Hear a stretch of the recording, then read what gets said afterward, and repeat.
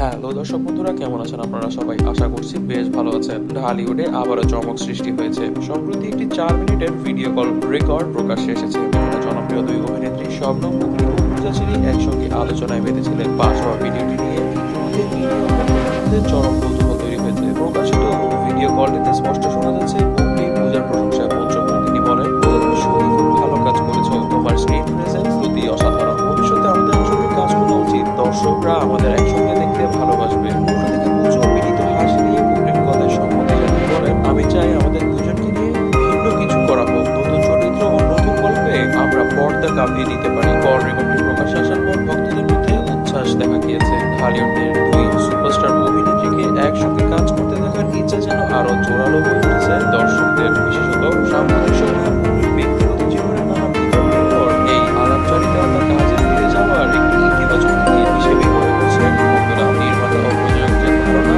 এই দুই অভিনেত্রী একসঙ্গে কাজ করলে হলিউডে নতুন যুগ তৈরি হবে, যা বক্স অফিসে ভালো প্রভাব ফেলবে। বুবলীর অভিজ্ঞতা এবং পূজার পরিচালনা দুটি বড় পর্দায় নতুন জাদু নিয়ে আসবে বলে জানাচ্ছেন অনেকেই। এই ভিডিও কল ঘিরে শুরু হয়েছে নানান জল্পনা কল্পনা। কে এই ভিডিও কল ফাঁস করেছে আর কেন এমন করেছে, এখন কি জানার বিষয় জানান।